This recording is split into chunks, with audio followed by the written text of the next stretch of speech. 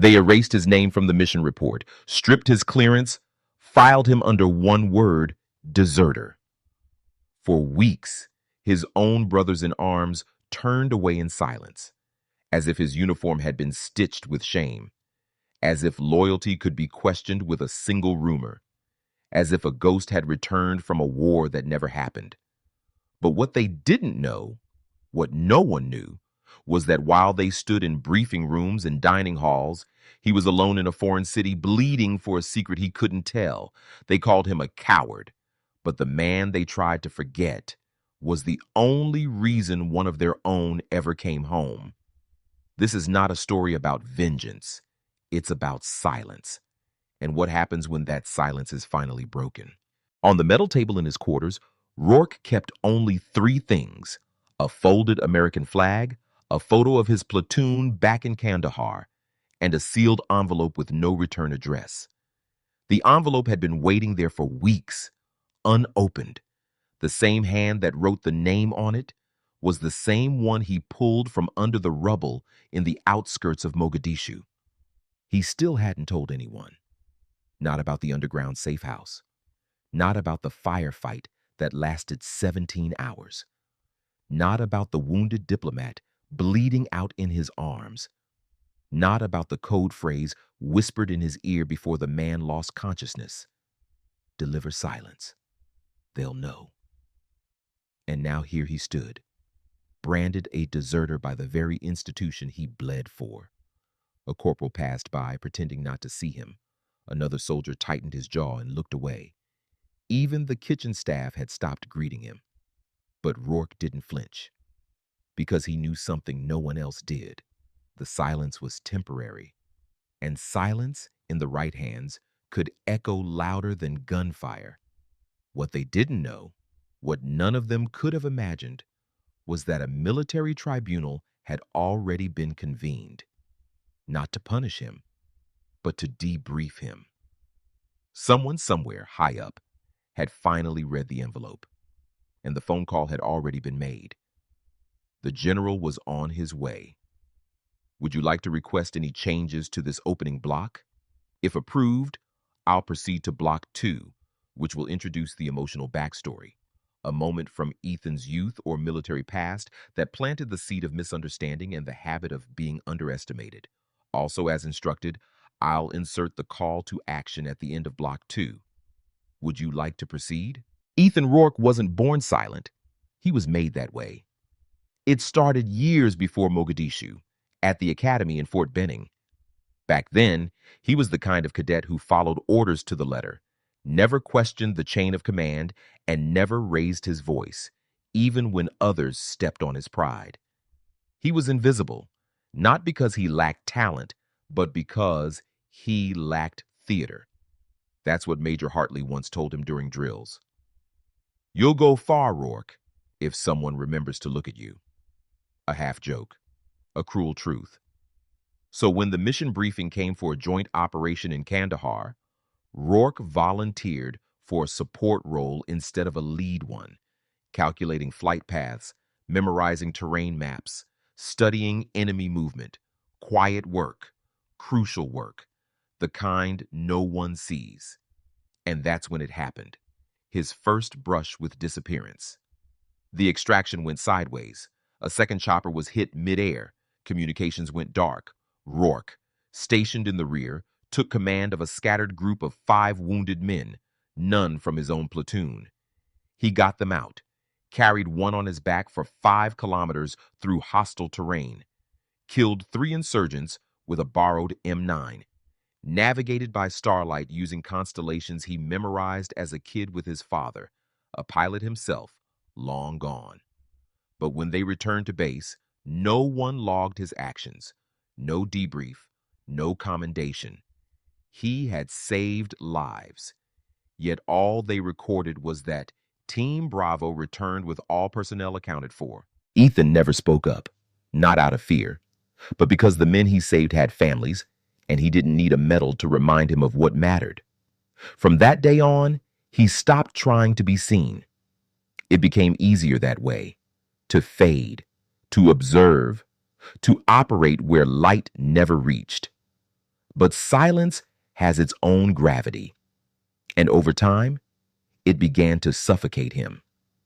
Now, after Mogadishu, it wasn't just personal. The silence had become political, and soon it would be impossible to ignore. Call to action. CTA. If stories like this move you, if you believe invisible heroes deserve to be seen, subscribe now to Classified Stories, because sometimes a person's true worth only becomes visible when everyone is watching. The room was colder than expected. Concrete walls, one flag, no windows. The preliminary hearing was scheduled for 700 sharp. Ethan arrived at 6:52, not out of nervousness, but out of discipline. Old habits. Some things, even betrayal, couldn't break. A JAG officer glanced at him from behind a thick file folder. Eyes narrowed. No greeting. Just quiet calculation. Outside in the hallway, soldiers were murmuring. I heard he sold intel to a contact in Kismayo. No, they say he was running solo ops, trying to be a hero. The guy was probably just lost and made up the rest. Ethan heard every word. He didn't flinch. His hands rested calmly on the table, one finger tracing the edge of a dog tag worn thin by years of sweat and desert air. Across the room, 3 uniformed officers sat at a narrow desk. A temporary tribunal panel. Colonel Davies presided. A man known for 2 things: steel discipline and zero tolerance for procedural deviation. Behind the panel, an empty chair. That seat, they said, was reserved for a classified observer. No one knew who. No one asked. That's when she entered. Lieutenant Commander Eliza Nwosu, Intelligence Division, NATO liaison. Her arrival wasn't scheduled. Her presence wasn't explained. But the room changed when she walked in. She didn't look at Ethan. She looked at the panel, then at the envelope she carried, identical to the one still sealed on Ethan's table. She placed it quietly before Colonel Davies and said just 5 words. This was never a desertion. The silence that followed was immediate, heavy, explosive. The colonel didn't respond. Not yet. But the room knew something had shifted. Eliza sat at the far end. Her eyes flicked toward Ethan for just a second, enough to say, they don't know everything, but I do. Outside, the whispers changed tone. Now it wasn't gossip. Now it was fear. And as the door closed behind the guards, the hearing began. It wasn't supposed to happen that way. The convoy was scheduled to exfil from Sector 6 by 1400 hours. Ethan's role was backup, overwatch on rooftops, relaying drone feeds to command, standard protocol, no direct engagement. But then the comms blacked out, not jammed, cut, cleanly, deliberately. At 1347, the Humvee carrying NATO asset, Dr. Rajib Al-Hamid, an Egyptian-born AI cryptologist working under American protection, vanished from visual. 3 minutes later, an IED went off 2 blocks east. Dust and screams rose into the air. Roarke didn't wait for orders. He dropped from the roof, sprinted into the maze of concrete and smoke, moving like a ghost. He didn't radio in. He didn't ask permission. He followed instinct, and the trail of boot prints smeared with blood and sand. What he found wasn't chaos. It was silence. A warehouse, hollowed out, surrounded by children armed with old AKs. No insignias, just wide eyes, paid lookouts. He slipped past them, up a ladder, into the rafters. Below, Dr. Al-Hamid was tied to a chair. 2 men circled him, neither local, American accents. Contractors? Rogue ops? Ethan couldn't tell. But the question that haunted him wasn't who they were. It was why they were there. They weren't interrogating. They were extracting data, codes, off a tablet still logged in with NATO clearance. And Dr. Al-Hamid, bleeding, coughing, looked straight up at Ethan in the rafters and nodded. He knew. Ethan descended like steel. No warning. One bullet, then a second. The third man turned too late. It was over in 15 seconds. He grabbed the doctor, wrapped him in tarps, and carried him out the back exit, using abandoned tunnels from the colonial era, mapped in his notebook. The same notebook still in his pocket today. They emerged 2 miles outside the green zone. No backup, no evac. Just Ethan, alone, barefoot, covered in dust, walking into the safe house with a half-dead scientist on his shoulder. When he called in the contact phrase, silence answered. And that's when the message came back. You were never here. He was never there. Leave everything behind. So he did. He left the comms. The footage, the gear, the blood-soaked shirt, all he kept was the notebook and the truth. Ethan Roarke's file said drone logistics support, but buried deeper, under Joint Task Force 9 Echo, was a black line op called Ashfall. Its mission, monitor rogue private military contractors embedded within NATO zones, unofficial, deniable, off the books. Then Mogadishu went dark. Dr. Rajib Al-Hamid, an AI cryptologist and NATO asset, vanished mid-convoy. No distress signal, no wreckage, no backup deployed. Ethan didn't wait. He disabled his tracker, stripped his insignia, burned every trace that connected him to the U.S. military, and disappeared. He moved through underground networks, collapsed tunnels, broken mosques, and old French sewer maps from the colonial era. He borrowed a medic's identity, bribed a checkpoint with painkillers, paid a boy with dried fruit to whisper a name, Printing House, East Side. That's where he found him. The warehouse was silent, too silent. Inside, 2 armed men flanked Dr. Al-Hamid. American accents, tactical posture, not locals. One wore a shoulder patch, Emergent Global Solutions, a contractor Ethan had flagged in Ashfall's briefings, officially dissolved, quietly reactivated. They weren't interrogating the doctor, they were extracting NATO-level encryption keys. Ethan waited, breathed once, then struck. One went down silently, cord around the neck. The second pulled a pistol. Too late. Al-Hamid gasped, still alive. Ethan wrapped him in a tarp, pulled him through the back alley down into water tunnels that hadn't seen light since 1965. They surfaced 2 miles south of the safe zone. Ethan used a hidden comm, 1 frequency only. No name, no unit. He spoke a single phrase. Ashes don't float. The reply? Deliver silence. You were never there. He understood. His own country had buried the op, and now they'd bury him too, for the sake of diplomacy, deniability, and clean headlines. So he walked. 3 days across heat and dust. No radio, no food, no badge. When he finally stepped back onto base, uniform shredded and silent, they didn't debrief him.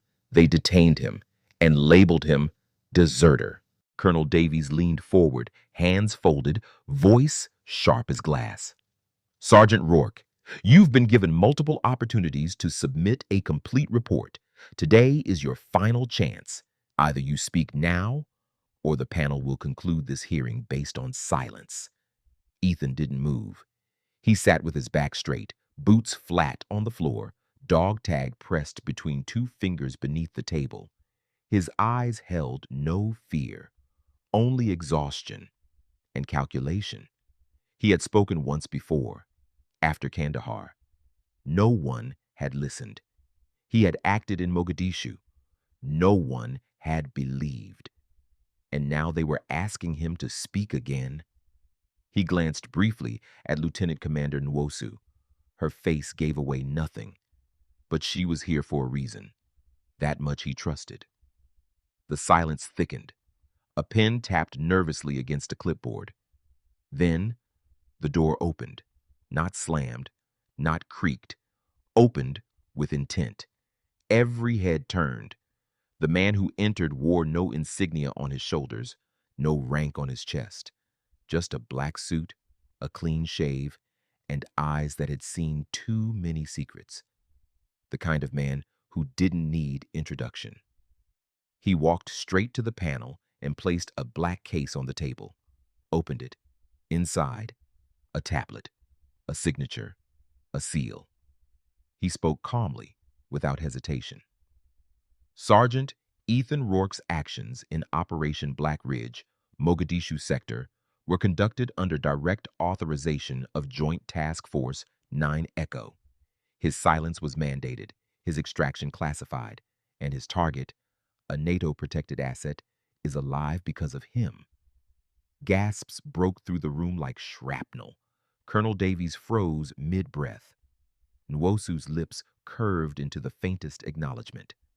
The panel was speechless, because what was just said didn't come from a lawyer or a fellow officer. It came from Langley. The man continued, unshaken. All allegations against Sergeant Roarke are to be dropped, effective immediately. His record will be corrected, and the Medal of Valor is already in motion. The silence was now reverent. Ethan didn't react. Not yet. He just sat there, the same man they had mocked, judged, dismissed.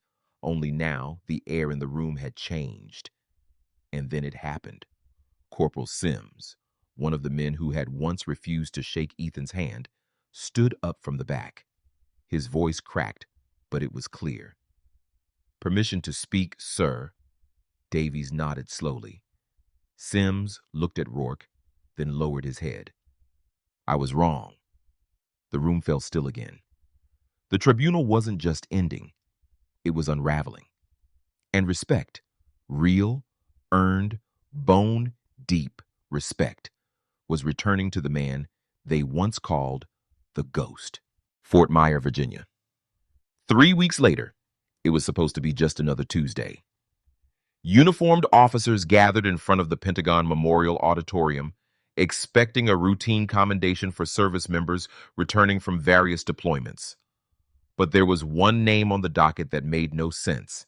It hadn't been leaked. It hadn't been announced. And yet the room was full. Rows of dress blues, eyes forward waiting, cameras positioned, a subtle tension in the air, like thunder behind the clouds. At exactly 0900, the flag was raised, and then a voice over the speaker. "In recognition of extraordinary valor, selfless service, and unwavering silence in the face of dishonor, we call forward Sergeant First Class Ethan Michael Roarke." The room froze. Some looked confused, others shocked. A few exchanged glances. Wasn't he the guy who... Yes, he was. Ethan walked forward, not in a new uniform, not polished, not rehearsed. He wore the same boots from Mogadishu, dust still embedded in the seams. He stopped in front of the podium, hands behind his back, posture firm. Behind him, a high-ranking general stepped forward, a man who once doubted him, now holding the case containing the highest medal short of the Congressional Medal of Honor. The general's voice was thick with humility. "Some heroes don't speak because the mission demands silence, but today we speak for him." He pinned the medal to Ethan's chest. There was no music, no applause, just the sound of boots, one by one, standing. A full room rising in silence, then a single clap from Corporal Sims, then another, and then the entire auditorium thundered with applause that shook the walls. It wasn't just a ceremony, it was a reckoning. Recognition changes things, but it doesn't erase what came before. After the ceremony, Ethan didn't linger. He returned to his quarters, packed his things in silence, and walked out of the base without a word. No celebration, no drinks, just the medal, tucked away in the same pouch that held his worn notebook. But while Ethan left the spotlight, the storm behind him was just beginning. Within days, the chain of command issued a full review of Operation Black Ridge. 3 unnamed contractors were flagged and removed from all Allied databases, and quietly, behind closed doors, an internal reform was launched, one that required all classified mission reports to include a secondary witness or documentation protocol. It was nicknamed Roarke's Clause by insiders. In unofficial circles, it meant something deeper. Don't bury the ghost. He might be the one who saved you. For the soldiers who once mocked him, it hit harder. Corporal Sims submitted a handwritten letter of apology, personally delivered. Ethan never responded, but he kept it. 2 members of his former squad requested reassignment to intelligence.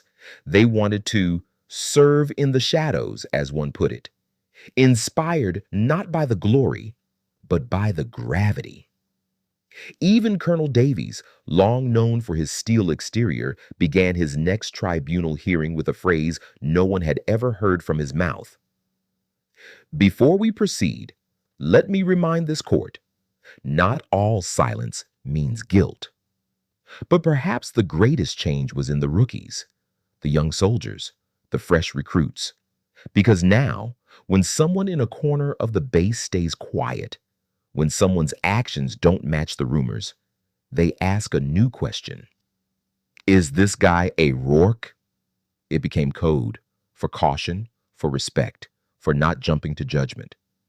In a system built on noise, Ethan had made silence into a symbol, and symbols are hard to kill. The cafe was tucked away in an alley outside Geneva. No flags, no uniforms, just 2 men seated at a corner table beneath a quiet winter sky. Dr. Rajib Al-Hamid still walked with a slight limp, but his mind and his memory were sharp. He pushed a steaming cup of tea across the table to Ethan, then placed a hand over his heart. They say I was debriefed, that my survival was logged, but you were never listed. Ethan offered a tired smile. His coat hung loose over his frame, the wind catching the collar like wings not yet used. He pulled the old black notebook from his bag, opened it to the last page, and handed it over. On it were no coordinates, no maps, no targets, just a single sentence. They thought I deserted, but I stayed for one reason. You deserved to come home. Dr. Al-Hamid didn't speak for a long time. Then gently, he took the page, folded it, and placed it inside his own jacket pocket. They'll never understand, he said. They don't have to, Ethan replied. They stood. That was enough. They finished their tea in silence. When Ethan stood to leave, he left the notebook behind, placed carefully on the table. Inside it was everything he had ever recorded. Every name, every act that would never be known, every piece of truth that no tribunal would read. It wasn't for the history books. It was for the next soldier who might be forgotten, so they'd know that someone had been there before.